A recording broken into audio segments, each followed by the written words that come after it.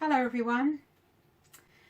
At this time in our lives, we can be bombarded with so much information, so many conflicting voices. Do you ever find the need to just sit and rest a while? Well, here we have it. Tea and Tot's Tea Break. Hello everyone. Since last year, I have been walking regularly in the local parks with my family. And I noticed last week that we had walked through the park in 4 different seasons. In the autumn, when the leaves had turned orange and fallen off the trees.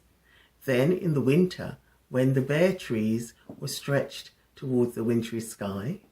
Then in the spring, as we appreciated the blossom on the trees. And now more recently in the summer.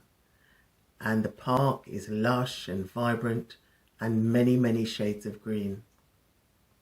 Seasons in nature. They're about changes, movement in time. Seasons are linked with time.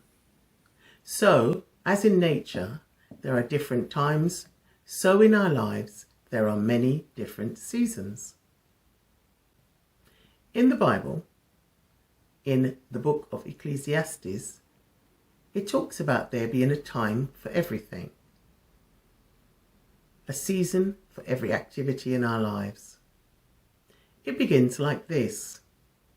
There is a time for everything and a season for every activity under heaven. A time to be born and a time to die. And of course, there are all the seasons in between. The focus on these seasons is that in our lives there are certain events and situations, conditions that happen to us all. So it says, a time to weep and a time to laugh, a time to mourn and a time to dance. We have all experienced these in our lives recently. Times we have wept, sad times and happy times when we have been joyful and laughing. In life, there are balances, good times followed by bad times, and vice versa. And we learn to adapt and to manage both of these. This is our human journey. So when I was reading this chapter, I was really struck by a particular line. And the line went like this. There's a time to embrace and a time to stop embracing. Since 2020, because of the virus, we have been in that time. We had to stop embracing or hugging because it was dangerous for our health. It has really only been in the past 2 weeks since we've been allowed to hug each other. For most of us, the normal ways of expressing love, care, appreciation to our family and friends is to give them a hug. So many of us over the past year have missed this close contact with each other. Grandparents who missed hugging their grandchildren, persons who lived alone longed to be hugged by their friends and family. So why is hugging so important? There are scientific reasons why hugging is good for our health. When we hug each other, the pressure of a hug stimulates our thymus gland, which regulates our bodies and strengthens our immune system. The chemical released in our brains after hugging helps to relieve stress.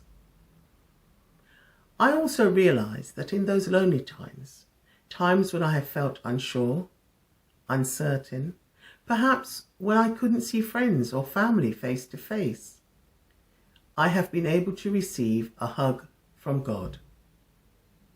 God loves us more than we can imagine, unconditionally, without judgment, graciously, despite all our negativity. When I read the Bible, there are verses which are promises from God which make me feel safe and secure. Hugs from God.